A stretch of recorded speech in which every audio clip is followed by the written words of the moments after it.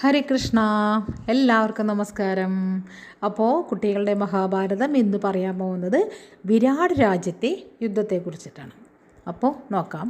പാണ്ഡവരുടെ അജ്ഞാതവാസം അവസാനിച്ച ദിവസമായിരുന്നു സുശർമാവ് വിരാട് രാജ്യം ആക്രമിച്ചത്. അർജുനൻ ഒഴികെയുള്ള പാണ്ഡവരും വിരാട രാജാവിനോടൊപ്പം യുദ്ധത്തിൽ പങ്കെടുത്തു. സുശർമാവ് വിരാടനെ പരാജയപ്പെടുത്തി. കങ്കൻ്റെ നിർദ്ദേശമനുസരിച്ച് വലലൻ സുശർമാവിനോട് ഏറ്റുമുട്ടി അയാളെ തോൽപ്പിച്ചു. അവർ അന്ന് അവിടെ വിശ്രമിച്ചു. അടുത്ത ദിവസം കൗരവന്മാർ രാജ്യത്തിൻ്റെ പടിഞ്ഞാറ് ഭാഗത്തുകൂടി ആക്രമണം ആരംഭിച്ചു. പശുക്കളെ അപഹരിക്കുകയായിരുന്നു ലക്ഷ്യം. ഈ സമയം വിരാട രാജധാനിയിൽ വിരാടപുത്രനായ ഉത്തരൻ മാത്രമേ ഉണ്ടായിരുന്നുള്ളൂ. നല്ല ഒരു സാരഥി ഉണ്ടായിരുന്നെങ്കിൽ അർജുനനെ പോലെ ഒറ്റയ്ക്ക് താൻ കൗരവ സൈന്യത്തോട് ഏറ്റുമുട്ടുമായിരുന്നു എന്ന് ഉത്തരൻ വീമ്പിളക്കി. ബൃഹന്തള നല്ല തേരാളിയാണെന്ന് സൈരന്ധ്രി അറിയിച്ചു. പിന്നെ മറ്റു നിവർത്തിയില്ലല്ലോ. ബൃഹന്തളയെ തേരാളിയാക്കി ഉത്തരൻ യുദ്ധക്കളത്തിലേക്ക് തിരിച്ചു.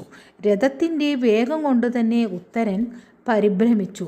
ഭീഷ്മരും ദ്രോണരും കർണനുമൊക്കെയുള്ള കൗരവ സൈന്യത്തെ കണ്ട് ഭയന്ന ഉത്തരൻ തേരിൽ നിന്നിറങ്ങി പിന്തിരിഞ്ഞോടി.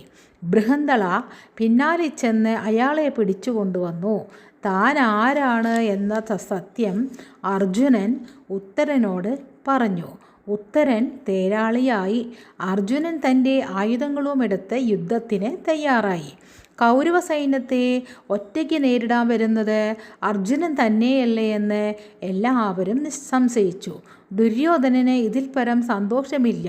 എന്നാൽ പിന്നെ യുദ്ധം വേണ്ട. അജ്ഞാതവാസകാലത്ത് കണ്ടുപിടിച്ചു എന്നതുകൊണ്ട് പാണ്ഡവർക്ക് വീണ്ടും വനവാസം. അജ്ഞാതവാസകാലം അവസാനിച്ചു എന്ന് ഭീഷ്മർ അയാളെ ബോധ്യപ്പെടുത്തി. ദുര്യോധനൻ മോഷ്ടിച്ച പശുക്കളുമായി ഹസ്തിനപുരത്തേക്ക് തിരിച്ചു. അർജുനൻ കൗരവസേനയെ അടുത്തു കണ്ടു. ദുര്യോധനൻ അക്കൂട്ടത്തിലില്ല. ദുര്യോധനൻ പോയ വഴിയെ രഥം പായിക്കാൻ ഉത്തരനോട് പറഞ്ഞു. കൗരവ സൈന്യം ഒന്നായി ചെന്ന് തടഞ്ഞു. എന്നാൽ ദിവ്യാസ്ത്രങ്ങൾ കൊണ്ട് അർജുനൻ എല്ലാവരെയും പരാജയപ്പെടുത്തി. കൗരവസേനയെ തോൽപ്പിച്ച് അവർ മടങ്ങുമ്പോൾ യുദ്ധം ജയിച്ചത് ഉത്തരൻ തന്നെയാണ് എന്ന് എല്ലാവരോടും പറയണമെന്ന് അർജുനൻ പറഞ്ഞു.